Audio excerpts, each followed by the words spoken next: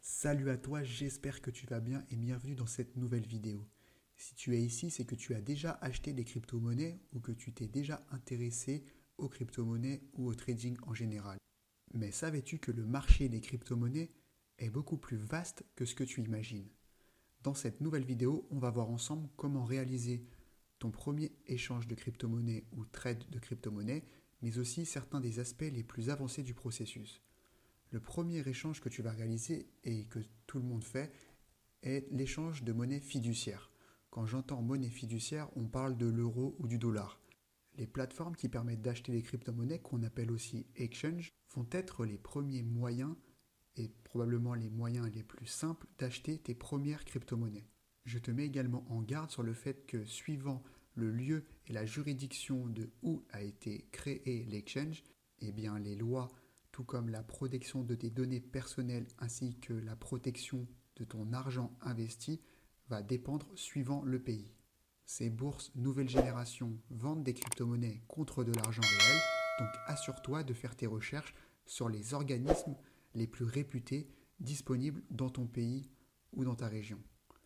Les éléments à garder en tête sont à la fois la réputation de l'exchange, les structures au niveau des frais et de la sécurité de l'exchange. En somme, assure-toi d'être conscient de tous les frais que la bourse ou l'exchange prélèvera sur tes transactions, ainsi que de la façon dont ils conserveront tes fonds en toute sécurité. Par exemple, je te recommande vivement de travailler uniquement avec des exchanges qui offrent une authentification à minimum 2 facteurs. En général, tu ne veux pas que ton mot de passe soit le seul moyen de protéger ton portefeuille contre la perte de tes fonds.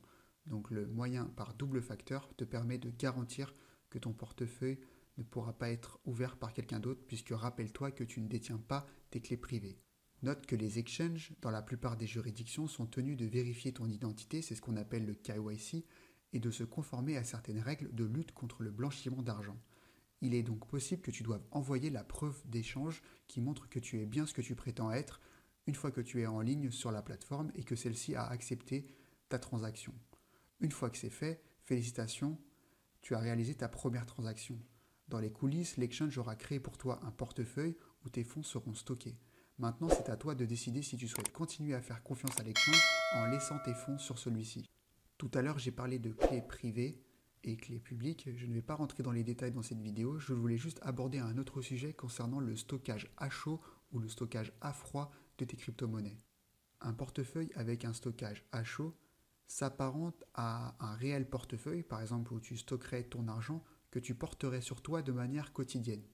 Il est pratique puisque tu as ton argent accessible directement, mais pas particulièrement sûr. Le wallet ou portefeuille que tu vas retrouver sur les principaux exchanges comme Binance ou comme Base est un portefeuille avec stockage à chaud.